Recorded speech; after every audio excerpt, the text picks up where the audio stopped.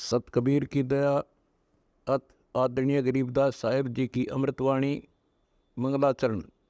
गरीब नमो नमो सत पुरुष को नमस्कार गुरु के नहीं, सुर नर मनजन साधुआ संतो सर्वस दे नहीं। सतगुरु साहेब संत सब दंडो तुम प्रणाम, आगे पीछे मध्य हुए तिनको जहाँ कुर्बान।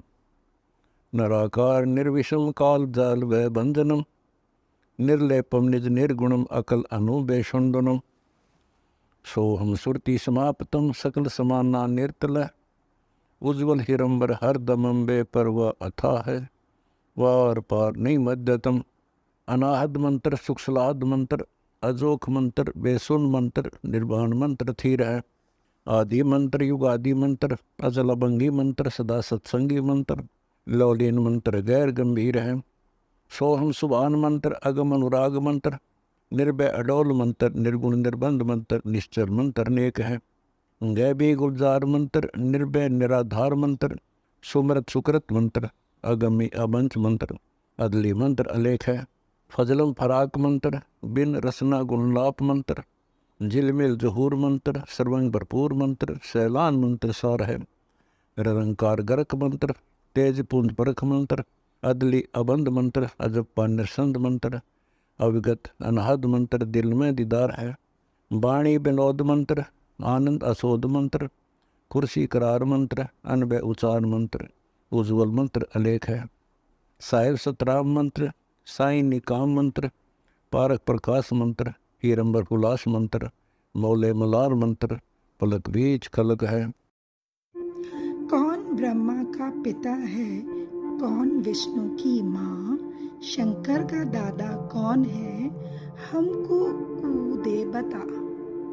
यह जानने के लिए कृपया सुनिए जगत गुरु तत्वदर्शी संत रामपाल जी महाराज के। भांग तमाकू पीवे ही सुरापान से हेत, गोसत मिट्टी खा करिए जंगली बने परेत। भांग तमाकू चाबे ही ये नास नाक में देत, सो तो ईराने गए जो भड़बूजे का रेत। भांग तमाकू पीवे ही ये गोसत गला कबाब, और मोर मर्ग को मार खाते हैं ये देंगे कहाँ जवाब। आला पाला खावे थी या बकरी भेड़िया बाग, सोरू माँ बख्शन करिए कर्म आपने बाग। कुरडी पर गद्धा चेहरा ये बोले राग रमंड, और वेद कपते बाँच कर वो खा गए मुर्ग अंड। ठूठा पी के भांग का यो भंगी बया खुशाल, मगन हुआ माने नहीं इराना है काल। भांग तमाकू पीवे ये चश्मे लाल तमाम, साहेब तेरी बंद साहेबी यो जाने कहाँ गुलाम। द्वादश तिलक बनाए करिए फांसी लीनी हाथ, विष के लड्डू देते हैं ये जीव ऊपर गाथ। नाना वर्णम भेख है इस दुनिया के माही, बचन हमारा मानियो ये सब पंथ नरक में जाही। पुण्यात्माओं, ये अमृतवान भगवान का बोला हुआ है। कहते हैं कितने प्रकार के पंथ चल रहे संसार में, और हमारी बात सच्ची मान लेना सब नरक में जाएंगे जो यह सच साधना नहीं की थे। इसमें क्या बताते हैं,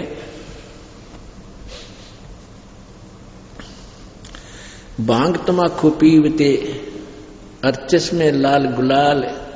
भांग पी कर लाल आंख हो जाए, दारू पी लें जब नो कति, और मन नहीं घर के बोलने तो खुरकावे सुल्फा पाड़े पी कर। और कहते हैं साहेब तेरी साहेबी यू जाने कहाँ गुलाम है।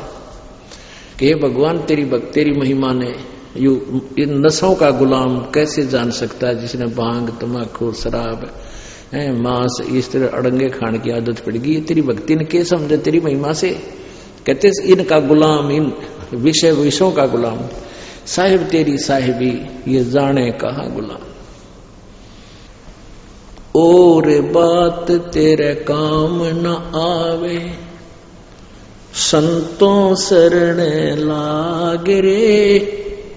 के सोवे गफलत में बंदे, जाग जाग नर जाग रे, जाग जाग नर जाग रे। भाई उठ सवेरे उक्का भर लिया, के जाग्या नर भाग रे। उठ सवेरे हुक्का भर लिया, के जाग्या नर भाग रे।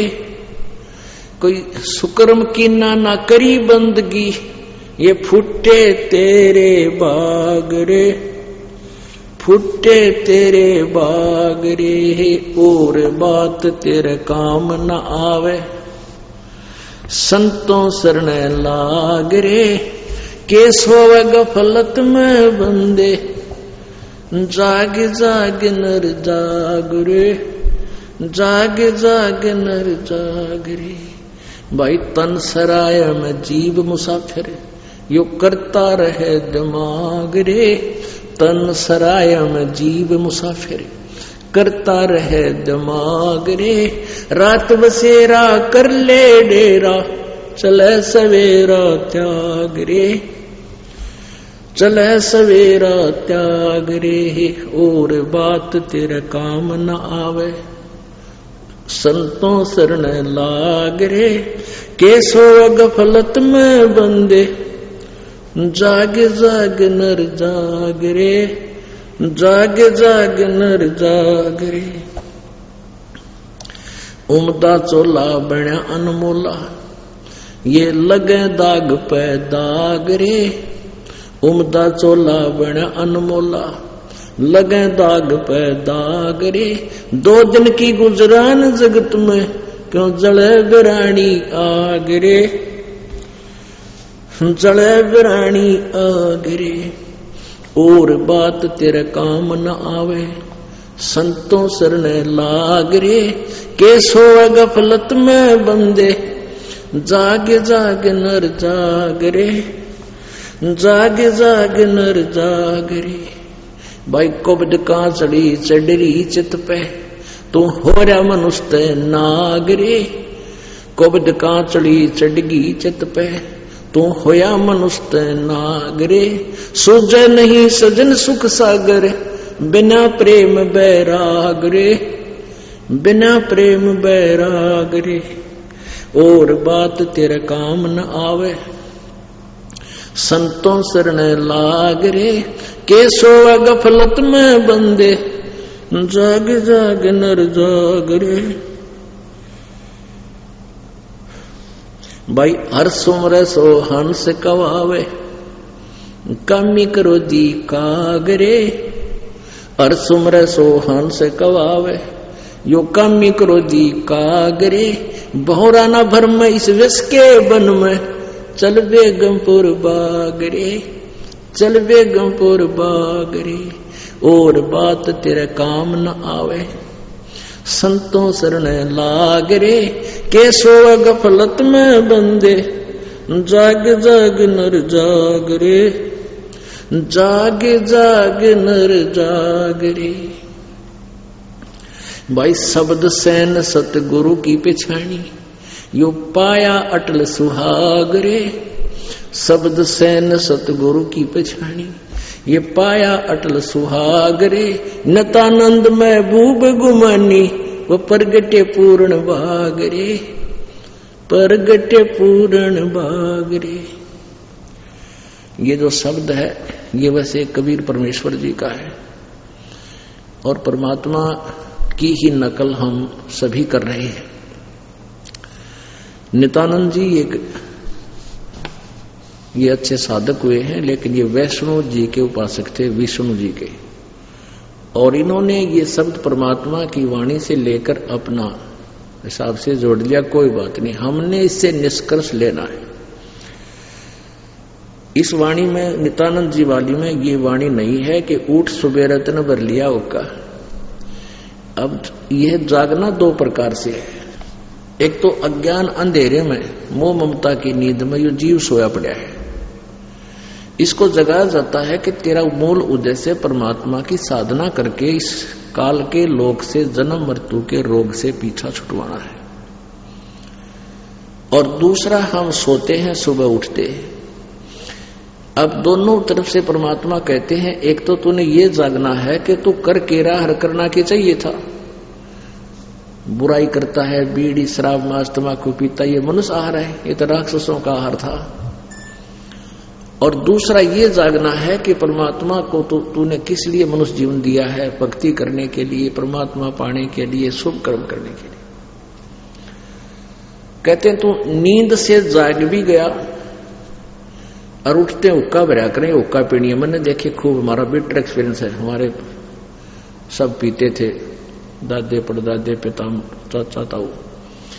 सुत्या उठ दे और काम पाछे जाते हो, चलम दौरा पहुंचेंगे, बरका हुक्का और गुरुड़ गुरुड़ करके फिर घूमन फिरने जाओगे। तो कहते उठ सवेरे फिर हुक्का भर लिया, के जाग्या नर भाग रहे, इस अच्छा सोया पड़ा रहता और बढ़िया था। और सुक्रम किया ना करी बंदगी, फूटे तेरे भागरे। यह प्रसंग कहते हर सुमर सो हंस का हवय कामी क्रोधी कागरे, और भौरा ना भर में इस व्यस के बन में, इन विकारों के बन में मत बढ़े और चल बेगमपुर बागरे। हर सुमर सो हंस का हवय, जो भक्ति करेगा वो भगत को आओगा। हमारा एक रिलेटिव भी पड़ा है, वो घनी शराब पिया करता और शराबी के नाम तो प्रसिद्ध था। तो एक व्यक्ति जो उसने नाम ले लिया, लेने से पहले उनके घर एक भक्त गया, वहां पाठ हो रहा था, तो किसी उसके भाई का, तो जिसने पूछा कि मैंने उनके घर जाना, कि तो शराबी गए। उन्होंने सोचा भाई शराबी तो नहीं, भगत शराबी थोड़े, वो दूसरे का पाठ हो रहा था, नाम उसका बताया गया बड़ा होने करके। तो फिर कुछ दिन पाछा उसने भी नाम ले लिया। 1 साल के बाद फिर दोबारा उन्होंने पाठ कराया, तो कोई वो जब वही व्यक्ति गुजरती फिर उस गांव में सत्संग में आ गया। उनके घर ही से ओल पचौल से थे, 2-3 बार जाले तब भी नासमत भाव कौन सी गली में पड़ा है, तो उसने फिर पूछना पड़ गया। तो वो पाठ उस दिन उस शराबी का था, यानी उस फसल बीजता है और फसल में फिर खरपतवार साथ उग जाता है। दोनों को पानी खाद बराबर मिलता है, इसलिए खरपतवार और ज्यादा बढ़ जाता है। उसके लिए एक अलग से मेडिसिन बनाई है, उस दवाई को डाल देने से वो खरपतवार को फूंक देती है, समाप्त कर देती है और फसल शेष रह जाती है। इसी प्रकार परमात्मा का ये वास्तविक मंत्र जो मेडिसिन है, ये पाप कर्मों का विनाश कर देती है और पुण्य रूपी फसल आपकी प्रफुल्लित होती रहती है। जब तक ये दवाई नहीं मिलेगी तो आपके ये पुण्य, आपके जो है भक्ति सफल नहीं हो सकती। हम साधना गलत करते हैं। ये मन जो है काल का दूत है, इसको सत भक्ति बताने की चेष्टा करो, ये अड़ियल घोड़े की तरह पंजे गाड़ देता है, उधर चलने को तैयार नहीं होता। और पहले हम चाहे 4 साधना पहले कर रहे होते हैं, दूसरा आकर कोई कह दे कि ये और कर ले, वो भी शुरू कर देते हैं। चौथा आकर कह दे ये और बहुत बढ़िया है, ये एक और जोड़ दे, वो भी जोड़ लेंगे। इसलिए कि संतों ने डोरा बढ़ा रखा, किसी ने 5 नाम दे दिए, किसी ने उसमें बढ़िया 10 दे दिए, किसी ने 11 दे दिए, किसी ने पता नहीं क्या आइटम और बता दिया, तो हम गधे बना दिए और भक्ति कती नहीं। हमारे पर लोड पूरा डाल दिया परमात्मा के पाने की लालच में, और हमने वो स्वीकार करते शुरू कर दिए। एक बहन बताती थी कि मैं साधनाएं करती थी और व्रत रखती थी, जैसे ये व्रत रख ले अच्छा पुण्य होता है, ये व्रत रख ले तो पुण्य होता है। उसने बताया कि जी मैं 2 लड़कियां थी और तीसरा बच्चा गर्भ में, अल्ट्रासाउंड से चेक करा लिया लड़का है। तो फिर मैंने सोचा बच्चे के अच्छे संस्कार हो जाएंगे, पहले 1 व्रत रखा करती, फिर हफ्ते में 4 रखने लाएगी। और 4 व्रत रखने से बच्चे की जो मानसिक विकास होया नहीं, खुराक पूरी मिली नहीं, बांगा टेढ़ा मुंह, अपाहिज सा, डॉक्टर ने बताया इसका दिमाग नहीं। कारण क्या है कि इसको गर्भ में खुराक पूरी ना मिली। 1-2 महीने 6 महीने वो लड़का भुगत का मर गया। अब मेरी आस्था, एक दिन आपकी किताब पढ़ी, गहरी नजर गीता में एक बहन ले रही थी, उस दिन से मेरा तो कभी दिल भरा कि नाम लूं जाकर। मैं तो सारे उल्टे काम कर दिए और उन पूजाओं से मैं छक चुकी थी। लड़का मरने लगा जब सारी मन्नत मान ली थी, कोई राहत नहीं मिली। उस बेटी नाम लिया 1 साल भर, 1.5 साल हो गया, उसने 2 वर्ष हो गए नाम लिए ने। अब परमात्मा ने उसको पुत्र दिया और बिल्कुल स्वस्थ है। तो इस प्रकार ये साधनाएं हम करते रहते थे, उनको सत्य मानकर। वो थे मनमाना आचरण, जो गीता जी के पवित्र गीता जी अध्याय नंबर 16 के मंत्र 23 के विरुद्ध था। उसमें लिखा है कि जो शास्त्र विधि को त्याग कर मनमाना आचरण पूजा करते हैं, उनको ना कोई सुख हो, ना कोई कार्य सिद्ध हो और न ही उनकी कोई गति हो। इसलिए अर्जुन परमात्मा की भक्ति के विषय में सदग्रंथ ही आपको ज्ञान देंगे। सदग्रंथों से, शास्त्रों से पता चलेगा कौन सी पूजा करने योग्य विधि है, कौन सी त्यागने योग्य है। किसी व्यक्ति विशेष के कहने तो तुम अपनी साधना मत शुरू कर देना। शास्त्रों अनुसार जो संत बताए उनको आंखों देखो और फिर उस पर तन मन धन से लग जाओ, बेड़ा पार हो जाएगा। तो क्या बताते हैं कि साधना ठीक ना करने से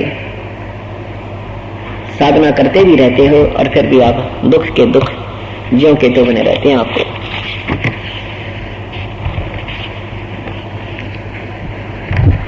इस मन के साथ आत्मा का संयोग कर रखा है। जैसे गाय और गधे को एक ऐसे से बांध कर छोड़ दे तो दोनों के विचार नहीं मिलते, उनका आहार नहीं मिलता। इस प्रकार आत्मा को गाय समझो, मन को गधा। आत्मा की जो खुराक है परमात्मा की भक्ति, शुभ कर्म, विनम्र भाव से बोलना, शिष्टाचार में रहना। और मन की आदत है बकवाद करना, गाल में लोटना, गंदे कूड़े करकट खाना। तो इस मन की आदत है सांग सिनेमा देखना, गुट्टी लाना, शराब पीना, ये सिगरेट पीना, ताश खेलना, गप्पे मारना, अच्छी गुंडी कथा सुनना, गपौड़ पेरना। ये मन की खुराक है। और आत्मा की खुराक है सत्संग में आना, परमात्मा के गुण गाना, सदग्रंथों को पढ़ना, प्यार से बोलना, किसी के प्रति द्वेष न रखना। इस तरह के गुण आत्मा के हैं। तो काल और मन चाहता है बकवादी साधनाएं भी करते रहे और बकवाद भी साथ करता रहूं, लेकिन भगवान की भक्ति बकवादों से नहीं हो सकती। कई भक्त, क्योंकि रंग बहुत पुराना हो गया विकारों का, बीड़ी हुक्का तो बहुत पुराना हो गया, शराब भी, मांस के भी समावेश, मांस का भी बहुत हो गया पुण्यात्माओं में। अब धीरे धीरे इनको निर्मल करना पड़ेगा। उसके लिए सत्संग सुनना, कुछ समय निकालना अवश्य पड़ेगा। इस परमात्मा के धोबी घाट पर आना पड़ेगा और यहीं पर सत्संग रूपी चोट मार कर उल्टा सुल्टा पटक कर, जैसे धोबी पहले कपड़े ने न्यू पटक पटक कर धोया करते, तो ये सत्संग रूपी चोट मार कर और ये मैल निकाला जाएगा। इसके अतिरिक्त कोई स्थान नहीं। बाकी तो मैला करण के हैं, यही मैल छूटेगा। यहाँ हम आ नहीं पाते तो मैल नहीं छूटेगा, कपड़ा ज्यादा मैला होता जा रहा है। तो पहली बार कोई पुण्यात्मा सत्संग में आते हैं तो सत्संग भले उसको अच्छा ना लगे, क्यों नहीं लगता? तुलसी पिछले पाप तय, तुलसी पिछले पाप से हरि चर्चा न भावे, जैसे जवर के वेग तो बहु भूख विदा हो जावे। जो प्रथम बार सत्संग सुनते हैं, प्रभु की कथा सुनते हैं, उनको अच्छी नहीं लगे क्योंकि उन्होंने अंतराग्नि सुन रखी, फिल्मी गाने सुन रखे और फिर वो नाना प्रकार की दंत कथाओं भगवान के विषय में सुन रखी है, तो ये तत्व ज्ञान एक बार कड़वा कड़वा लगेगा। लेकिन किनको लगता है? तुलसी पिछले पाप से, जैसे किसी को बुखार हो जाता है, उस बुखार की वजह से उस व्यक्ति को रोटी भी कड़वी लगे, दूध भी कड़वा लगे, चीनी गेर कर पी ले तो भी, मिश्री का डाला हुआ भी कड़वा लगे, मनुखा दाख काजू भी कड़वे लगे, सेब संतरे भी कड़वे लगे। वो खाद्य पदार्थ कड़वे नहीं है। कड़वा तो उसके बुखार ने उस शरीर की व्यवस्था कड़वी बना दी, जिस कारण से उसने मीठी चीज भी कड़वी लग रही है। ठीक इसी प्रकार जिसके ऊपर पाप कर्मों का दबाव ज्यादा होता है, वो बुखार होता है, वो टेम्परेचर बना होता है, जिस कारण से उसको ये राम नाम की मनुखा दाख भी कड़वी लगती है। उसका तरीका क्या है? उसका जो है ना, इस बुखार को उतारने की विधि क्या है? विधि यही है, जैसे बीमार आदमी कड़वे कड़वे कैप्सूल, कुनीन की गोलियां धक्के दिखाया करे, ना मन माने तो भी मार कर गंदा पानी के साथ जो है ना फाका मार कर पीना ही पड़ता है, ग्रहण करनी पड़ती है। फिर वो क्रिया अंदर जाके अपनी क्रिया करती है, दवाई धीरे धीरे बुखार को नरम करती है और फिर जितना भी बुखार कम हो जाएगा, आधी रोटी, एक रोटी, खिचड़ी आधी ये व्यक्ति खाने लग जाता है। और फिर कुछ दिनों में ऐसी भूख लगती है, 4-4, 5-5 रोटी सूखी खा जाता है। चाहे चटनी भी ना हो, चाहे उसको सब्जी भी ना मिले। और पहले घर वाले बीमार आदमी ने बढ़िया भोजन बना के दिया करे, ग्रास नहीं खा सकता क्योंकि तब तक वो बुखार से ग्रस्त था। इसी प्रकार पाप कर्मों के बुखार से जो प्राणी ग्रस्त है वो प्रथम बार सत्संग सुनते हैं, अच्छा सा नहीं लगता, ना लगने दे, ये तो कैप्सूल कैसी घुटी अपना फांका मारना पड़ेगा। और फिर देखना 6 महीनों के बाद, हे भगवान, आप 100 किलोमीटर जाकर या भूख लगेगी आपको राम नाम के सत्संग सुनने की, महिमा सुनने की, 100 किलोमीटर जाके आप या भूख मिटाया करोगे, इस सत्संग को सुनने के लिए डटे नहीं डटोगे। इसी का परिणाम है 3 दिन पहले यहाँ पर तीर्थ नाम के लिए प्रार्थना की थी और ये आश्रम बढ़ गया था। अच्छा 2 दिन पास फिर आदि उमड़ कर पुण्यात्माएं, ये भूख लग रही है, इनका बुखार उतर चुका है, वो पाप कर्म के खत्म हो चुके हैं जो परमात्मा से दूर रखते थे। और परिवाला में था 10 दिन पहले सत्संग, वहां भी पूरी भीड़ परमात्मा की उमड़ कर गई थी। तो इसे सिद्ध हो गया है कि आपको भूख लगने लगी है, आप बीमार नहीं रहे, पापग्रस्त नहीं रहे, आप परमात्मा की कृपा से स्वस्थ होते जा रहे हो। हम साधना गलत करते हैं और ये मन करवाता है। अब इसको कह दे किसी भाई बहन को, कोई हमारा सेवक कहता है कि सत्संग में चलोगे, सत्समागम है वहां पर, वहां सारी चीज फ्री है, खाना भी, पीना भी, वस्त्र भी, कोई पैसा नहीं लगता, एक बार चलो, आप किराया भी हम दे देंगे, आप चलो। तो कहता फिर देखूंगा, टाइम को नहीं पे। और कोई थोड़ा सा जिक्र कर दे, वह रगनी कंपटीशन होने लग रहा है उस पार्क में, वो कोई 2 बतला रहे होंगे, तीसरा चलता भी सुन लेगा, नहीं कहेगा कहाँ से हो रहा है मुझे और बताना, और फिर 20 आगे बता देगा, वहां कंपटीशन हो रहा, मैं भी चालूंगा। राम नाम की तरफ कहने कभी कोई नहीं आना। और वहां कहाँ बैठेंगे, जाकर ना गए बैठा करे, पूरा कितना बैठने जगह मिला है, कितना रेत में, कितना पशुओं के पेशाब कर रखा है, वहां बैठ जगह देख के, और के सुनका होगा कोरी बकवाद। और यहाँ बिछाए वस्त्र, ए भगवान, और बना बनाया भोजन भगवान की अमृतवाणी से प्रसाद बना हुआ। तो कहते सकल पदार्थ है जग माही, कर्महीन नर पावत नाही। ये पुण्यात्मा है जो परमात्मा इन पर मेहर कर रहा है, रह कर यहाँ अपने चरणों में ला रहा है। और ये मन उल्टा चलता है, तो काल ने आत्मा के साथ मन का संयोग कर दिया ताकि ये उल्टे कर्म करे और मेरे जाल में यही पड़ा रहे। उसके लिए आत्मा रोती है अपने भगवान के चरणों में। मैं तो दे दी है बालम अंधे ने, मैं तो दे दी है बालम अंधे नो, मैं तो दे दी है बालम, मैं तो दे दी है बालम अंधे नो, मैं तो दे दी है बालम, मैं तो दे दी है बालम अंधे। चतुर विवेकी शब्द पछाण के समझावे खंडेनु, चतुर विवेकी शब्द पछाण क्या समझावे खंडेनु। तन मन धन कुर्बान कीजिए, शीश चढ़ावे जमदेनु, मैं तो दे दिए बालम अंधेनु, मैं तो दे दिए बालम, मैं तो दे दी है बालम अंधेनु, मैं तो दे दी है बालम। जा सतगुरु की मैं कुर्बानी जो काटा यम के फंदेनु, जा सतगुरु की मैं कुर्बानी जो काटा यम के फंदेनु।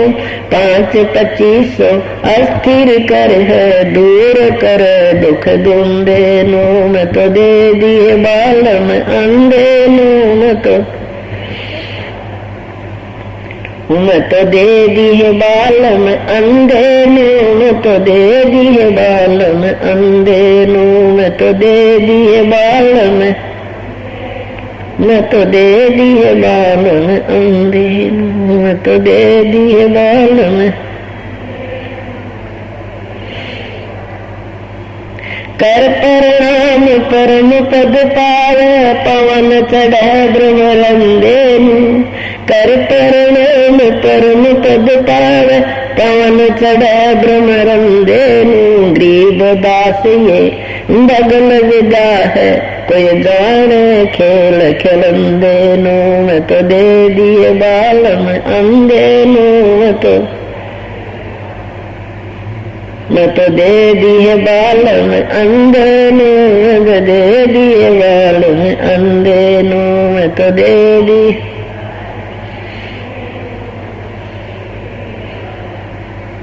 कर परिणाम परम पद पाव, पवन चढ़े ब्रह्म रंदेनु। कर परिणाम परम पद पाव, पवन चढ़े ब्रह्म रंदेनु। गरीब दास ये भगन विदा है, कोई जाने खेल खेलंदेनु। मैं तो दे दिए बालम अंधेनु। आत्मा रो रही है, भगवान के चरणों में परमात्मा की एक रूमत इस अंधे के साथ लगा दी इस काल के। देखो पुण्यात्मा, सदग्रंथों में जो वास्तविकता लिखी है समाचार पत्रों के माध्यम से समाज के सामने आ रही है, और पुण्यात्मा पढ़कर सदग्रंथों से मिला भी रही है, और मिलाने के बाद भी मन आंखें देखकर भी अंधा होकर बैठ जाता है, आगे नहीं सोचने देता आत्मा को। इसमें आगे भी क्या लिखा कि नाम ले लो, आकर पीछा छुटवा लो। जैसे ये दास बाहर सत्संग करने लगे थे, नगर नगर में जाकर सब बहन भाई आते थे, सत्संग सुनते थे, प्रोजेक्टर पर अपनी आंखों देखते थे, घर जाकर के अपने सदग्रंथों से मिलाते थे, ये भी स्वीकार कर लेते थे कि सचमुच सत्य लिखा है, पर हम नाम नहीं ले सकते। बता, इसमें ये मन रोक रहा है, अंधा। कहते हैं मैं तो दे दी बाले में अंधे दूं। आत्मा मन का सहयोग मांगती है, ये भगवान से दूर है तब तक, और जब इसका भगवान से कनेक्शन जुड़ जाएगा फिर मन को पटक देगी उठाकर, इसको अपना वास्तविक पति मिल जाएगा। जब तक इसका कनेक्शन नहीं होता, नाम ग्रहण ये नहीं करती आत्मा, तब तक ये मन के आधार से चलती ही रहती है, मन इसको रोकता है, ये रुक जाती है। और जब परमात्मा का सहयोग मिल जाता है फिर ये मन की नहीं सुनती। आप यहाँ आ रहे हो, ये मन का सहयोग नहीं रहा आपके साथ, आपने मन का साथ छोड़ दिया है, आपने परमात्मा का, आत्मा ने परमात्मा का साथ ग्रहण कर चुकी है, इसलिए आप यहाँ रहे। नहीं तो यहाँ नहीं देखते, अपनी साथ डरा दे, कहीं नो ना हो जा, पाछे तो गड़बड़ ना हो जा, कोई नुकसान ना हो जावे, और सारा परिवार बैठा रहे, नुकसान होना हो तो सारा ही हो जावे। एक नगर में बता रहे थे कि सारा परिवार ऊपर सोए और नीचे चोर सारा सामान काट ले गए, तो चकवा गोडन भी ना छोड़ा, गर्मी आगे दिन थे। बता, सारा परिवार वही था, नाश हो गया, कभी पैसे भी 2-3 लाख रुपए निकाल ले गए। तो यहाँ आने से ये ज्ञान होगा, भाई हमारे खाड़े नहीं है, हमारा रखवाला ही कोई और है, तो वही हम सोएंगे, वो रखवाला रहेगा, आपके चारों तरफ घूमना करेगा, आपके घर पर भगवान आपके निकट नहीं आने देगा किसी को। हम उसको बोल चुके हैं। तभी आत्मा के परमात्मा का साथ ग्रहण कर लेगी, फिर या मन के साथ नहीं चलेगी। इसलिए मन को अंधा कहा है। क्या बताते हैं, चतुर विवेकी शब्द पिछाने के समझावे खंडे नो। समझदार तो 2 बातों में समझ जाएगा। भी गीता जी सही कह रही है, फिर की अग्रम मग्रम के करना। जब हमारे सदग्रंथ ये बता रहे, फिर अग्रम मग्रम क्या है, ले नाम और पीछा छुटवा छोड़ो। नकम्मे संतों ने जिन्हें अभी तक ज्ञान ही नहीं बताया, हमारे को उनको स्वयं ज्ञान नहीं था, वो शास्त्र और साधना बताने वाले मूर्ख थे।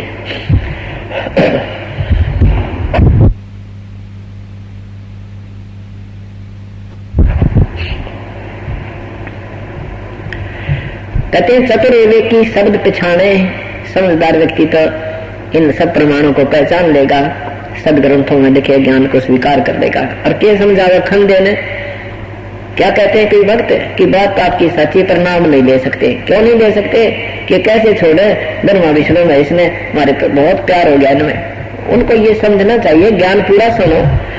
जैसे उल्टा लटका हुआ संसार रूपी वृक्ष है, ऊपर को जड़ है, वो तो पूर्ण परमात्मा है, और नीचे को तीनों गुण रूपी शाखा है, रजगुण ब्रह्मा, सतगुण विष्णु, तमगुण शिव जी।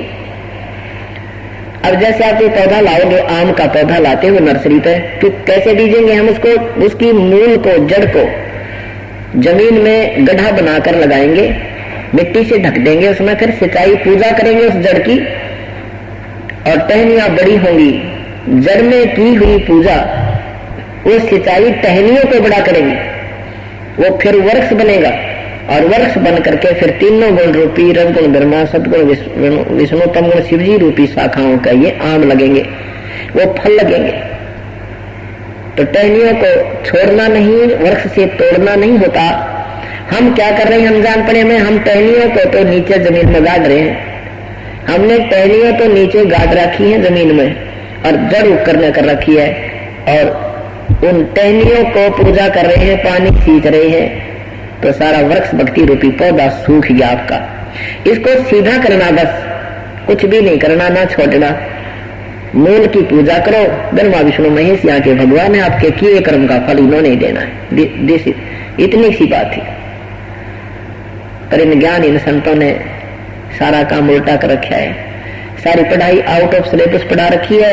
बड़ी आत्मा उस ज्ञान को पक्का मानती है, शास्त्रों में लिखे आंखा देख कर भी जो कहें कि ऊपर छोड़ना है ब्रह्मा विष्णु महेश ने, अरे छोड़ना ही नहीं है, ये तो आपको, ये तो तुमने गनेंगे बल्कि उल्टे ठोक रहे इनको। अब जैसे गीता जी के 16वें अध्याय में लिखा है कि ये शास्त्र विदिता का जो मनमानी साधना करते हैं पिछले स्वभाव से प्रभावित होते हैं, और ये मुझे भी दुखी करें, और इन कमलों में बैठे भगवानों को भी, पूर्ण परमात्मा को भी क्रश करते हैं। इन नर अधमों को, इन दुष्ट व्यक्तियों को, मनुष्यों को, जीवों को घोर नरक में ठोकूंगा, ये गलत साधना करें। और साथ में गुट्टी शुट्टी भी लगाते हैं, बीड़ी पीते हैं, मांस भी खाते हैं, फिर घंटी बचाते हैं मंदिर में और मस्जिदों में जाके, तेरा गजब है। तो यहाँ बताना चाहते हैं ये साधना शास्त्र विरुद्ध कर रहे हैं।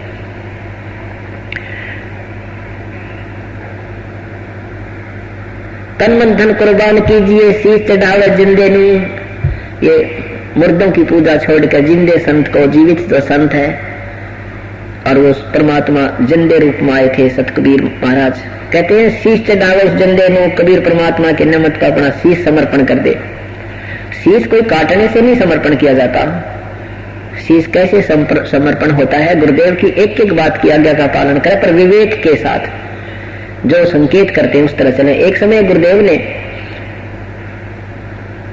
अपने 4-5 शिष्य बैठे थे, उनसे कहा भी, पहले तो ये शिक्षा दी कि गुरु की आज्ञा का पालन जो नहीं करता वो प्राणी, वो साधक फेल हो जाता है। गुरु की आज्ञा अवश्य माननी चाहिए शिष्य को, वही सफल होता है। और जो गुरु आज्ञा का पालन नहीं करता वो भक्तिहीन प्राणी हो जाता है, नरक में जाता है। कुछ देर के बाद कहते हैं कि बच्चों मेरी आज्ञा का पालन करो। शिष्य कहने लगे, हुक्म करो गुरुदेव। गुरुदेव ने कहा कि मेरे सिर में 5-5 जूते लगाओ। अब धर्म संकट में पड़ गए कि गुरुजी का जूते लाओ, माँ बाप लगे, और नहीं लगावे तो गुरुदेव की आज्ञा का उल्लंघन हो रहा है। तो ये दोनों काम कैसे हो? अब बैठे रहे नहीं, असमंजस में पड़ गए, स्तब्ध हो गए। तो फिर क्या हुआ? थोड़ी सी देर में बात इंतजार करते रहे गुरुदेव की, कोई आगे आए, नहीं आया तो कहा कि मैंने अभी आपको क्या शिक्षा दी थी? क्या शिक्षा दी थी कि गुरु की आज्ञा का जो पालन संत भक्त नहीं करता वो नरक जाता है। देख लो बच्चा, तुम कानून तोड़ रहे हो। इतने में एक भक्त उठा, अपना जूता निकाला, गुरुदेव के निकट जाकर के अपने ही शीश पर 5 मारे, पट्टापट। अब गुरुदेव ने कहा, भाई बेटा डांडी मत मारे, मैंने मेरे सिर पर कहा था, तेरे पर नहीं कहा। तब उस बच्चे ने कहा, शिष्य ने कहा, गुरुदेव ये दास का शीश भी तो आपका ही तो है, ये भी तो आप ही का है मालिक। इस तरह शीश देना होता है। यहाँ क्या कहते हैं?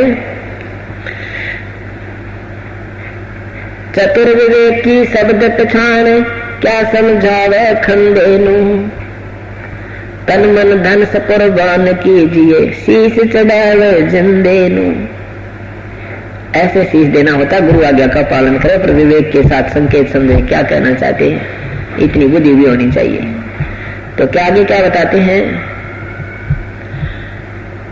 मत दे दी है बाल में गूंगेनू, मत दे दी है बाल में गूंगेनू, मत दे दी है बाल में गूंगेनू,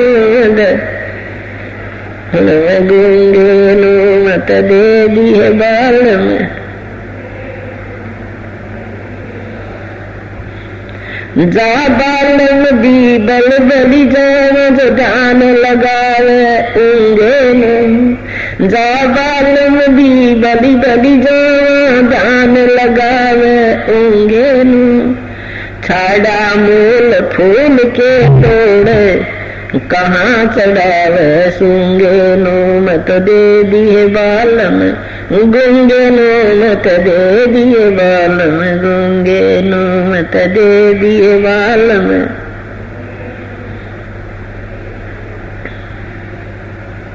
दूध गऊ दा बछड़ टाला, क्या चढ़ावे चूंगे नो, गऊ दूध गऊ दा बछड़ टाला, क्या समझावे चूंगे नो, यातन देही विनस जाते हैं भोर आनियों, गूंगे नो मत दे दिए बालम, गूंगे नो मत दे दिए बालम, गूंगे नो मत दे दिए बालम, गूंगे नो। ये तन देही हाथ न आवे, कहा करोगे रूंगे नो, ये तन देही हाथ न आवे, कहा करोगे रूंगे नो। नग नारायण भूल रहे हो, क्या परखो मोती मूंगे नो मत दे दिए बालम, गूंगे नो मत दे दिए बालम, गूंगे नो मत, गूंगे नो मत दे दिए बालम, गूंगे नो। नग नारायण भूल रहे हो, क्या परखो मोती मूंगे नो। नग नारायण भूल रहे हो, क्या परख मोती मूंगे नो। गरीबदास नो शाखा सुख है, बीज न बोया ढूंगे नो मत दे दिए बालम, गूंगे नो मत, गूंगे नो मत दे दिए बालम, गूंगे नो मत दे दिए बालम, गूंगे। नग नारायण भूल रहे हो, क्या परखो मोती मूंगे नो। नग नारायण। भगवान शंकर तमोगुण की पूजा की थी रावण ने, तो उसने क्या उपलब्धि हुई, राक्षस कहलाया और कुत्ते वाली मौत मरा।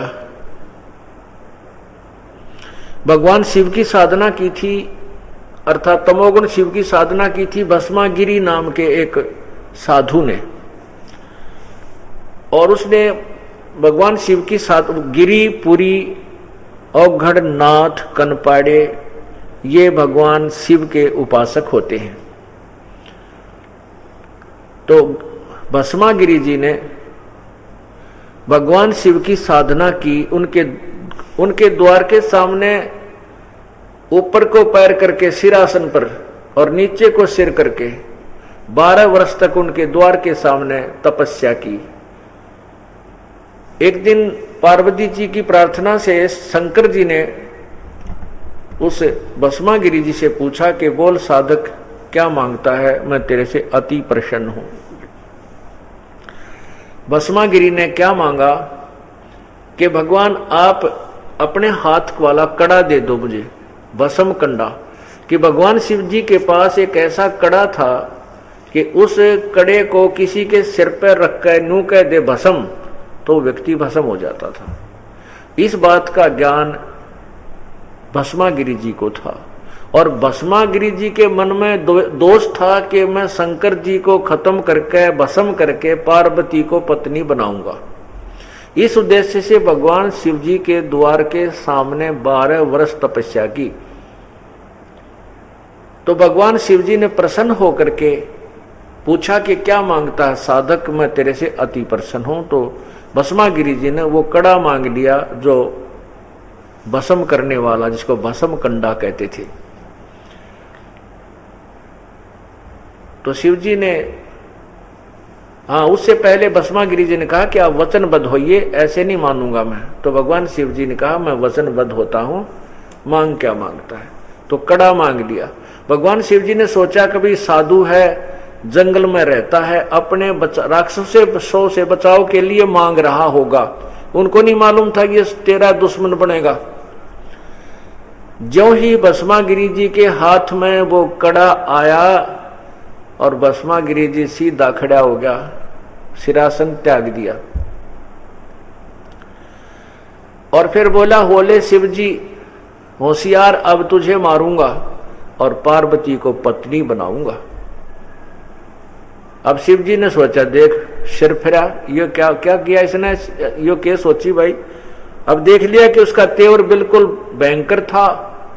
भगवान शिव जी वहां से भाग लिए अपनी जान बचा कर, और भस्मागिरी पीछे पीछे भाग रहा है उसको, शिव जी को मारने के लिए। अरे तेरा गजब हो।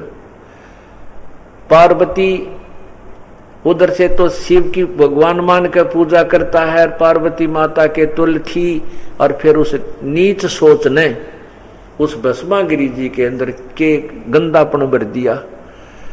भगवान शिव जी को मारने के लिए पीछे पीछे दौड़ रहा है। भगवान शिव जी बहुत तेजी से चला जाता है। बीच में भगवान शिव विष्णु जी को जब ये आभास हुआ कि ये भस्मागिरी इसको मारेगा, तो पार्वती रूप बना के भगवान विष्णु जी उस भस्मागिरी के सामने आगे प्रकट हो गया और कहा, रुक जा भस्मागिरी।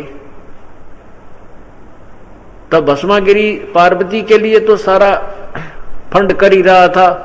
पार्वती रूप में देखकर भगवान विष्णु को वो वहीं फुल स्टॉप ला दिया, फुल ब्रेक लगा दिए भस्मागिरी ने, और भगवान शिवजी भागा चला जा रहा है। पार्वती रूप में विष्णु जी ने कहा कि आप डांस करके दिखाओ मुझे, तब मैं आपको पसंद करूंगी। भस्मागिरी ने कहा कि मैं तो साधु संत हूं, तपस्या की है, मैंने नाचना आदि नहीं आता। पार्वती बोली, मैं सिखा दूंगी। पार्वती रूप में विष्णु जी बोले, मैं तुझे डांस करना सिखा दूंगी, तने डांस करके दिखाना पड़ेगा।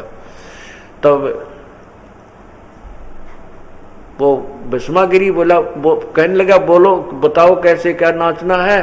तो पार्वती रूप में भगवान विष्णु ने कहा कि इस हाथ को ऐसे कर, इसको ऐसे कर, इस पैर को ऐसे कर, इस हाथ को ऊपर ला। जिस हाथ में वो कड़ा ले रहा था भस्म कंडा, जो सिर पे आ लिया भस्मागिरी के अपने सिर पे, जब भगवान विष्णु ने कह दिया भस्म, और भस्मागिरी मर गया, जल के राख हो गया। उस दिन के बाद वो भस्मा असुर कहलाया, भस्मासुर। भस्मागिरी से भस्मा असुर बन गया, राक्षस। अब तमोगुण की साधना करने से भस्मागिरी ने राक्षस कर्म किया, अपनी मां के तुल पार्वती को पत्नी बनाने की ठान ली। अब गीता जी का ज्ञान स्पष्ट हो रहा है कि तीनों गुणों की भक्ति पर आधारित, दूसरी बात को न मानने वाले राक्षस स्वभाव को धारण किए मनुष्यों में नीचे दूषित कर्म करने वाले मूर्ख लोग मेरी साधना भी ना करते, यानी ब्रह्म तक भी ना पहुंचते, इनकी बुद्धि ये नीचे वाले देवी देवताओं में उलझे रहते हैं, आन उपासना अन्य देवताओं की ही करते रहते हैं, ब्रह्म तक, मेरी साधना तक भी नहीं पहुंचते। फिर रजगुण ब्रह्मा की उपासना की थी हिरण्यकशिपु ने, काफी वर्षों तक तप किया। ब्रह्मा जी प्रकट हुए, उससे क्या मांग लिया, मैं सुबह मरूं ना रात मरूं, दिन मरूं ना ऐसे मरूं, फलान मरूं, सांझ ना मरूं, किसी पशु त ना मरूं, पक्षी त नहीं मरूं, 12 मास में नहीं मरूं। तथास्तु कर दिया। अंत में क्या हुआ कि अपने ही पुत्र का शत्रु बन गया, अपनी पूजा करवाने लग गया, और फिर राक्षस कहलाया, कुत्ते वाली मौत मरा। भगवान ने नरसिंह रूप धारण किया उस राक्षस को नष्ट करने के लिए, तो राक्षस कहलाया। एक समय की बात है, हर की पैड़ी हरिद्वार में एक कुंभ का मेला भरा।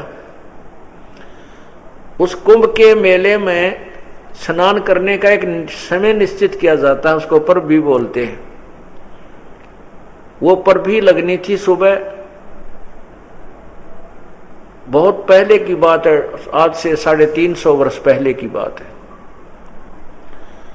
तो उस समय क्या करते हैं, जो स्नान करने के लिए कुंभ के मेले में ये पहुंचते हैं, सभी साधुजन जिनको संत कहते हैं, तो गिरी तो अपने टोल में पहुंच जाते, समूह में इकट्ठे हो जाते हैं, पूरी अपने में। कनपाड़े न्यारे ओगड़ अलग, ओगड़ के उगाड़िया नंगे, नागा जिसको कहते हैं, गोरी अलग, उनकी अलग अलग समुदाय बन जाते हैं। वैष्णव अलग होते हैं। इस प्रकार ये भिन्न भिन्न समुदाय के भिन्न भिन्न संप्रदाय के संस्थाओं के अलग अलग साधु संत अलग अलग इकट्ठे होते हैं। और फिर स्नान करने के लिए पूरा ग्रुप का ग्रुप चलता है। हर की पैड़ी पर जब पर भी लगनी थी, वो संत सबसे पहले नागा पहुंच गए। वो कति उगाड़े, वो कोई कपड़ा ना रखते शरीर पर, वो नगन और शरीर पर राख रूप लपेट लेते हैं। वो नागा पहुंच गए, हर की पैड़ी को कवर कर दिया, स्नान करने के लिए खड़े हो गए। उधर से वैष्णु साधु जो विष्णु जी के उपासक थे, नागा साधु शिव जी के उपासक तमोगुण के, और विष्णु जी के उपासक वैष्णु साधु पीछे से आ गए। वो कहने लगे, भाई नागा महात्माओं, तुम पहले स्नान मत करना, पहले हम स्नान करेंगे। हम तुम्हारे से श्रेष्ठ हैं। नागा बोले, नहीं, हम तुमसे श्रेष्ठ हैं। तुम काहे के श्रेष्ठ हो? हम त्यागी हैं, बैरागी हैं। हम तो घर त्याग रखा, हमने शरीर पर वस्त्र भी नहीं रखा, हम इतना त्याग किया हुआ है।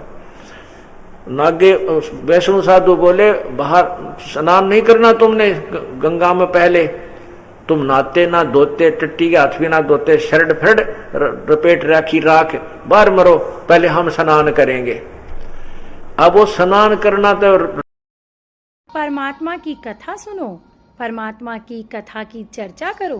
इसके अतिरिक्त जो भी बातें करते हो, सुनते हो, वह सब व्यर्थ है। ऐसे ही आध्यात्मिक वीडियो देखने के लिए हमारे चैनल विश्व विजेता संत रामपाल जी महाराज को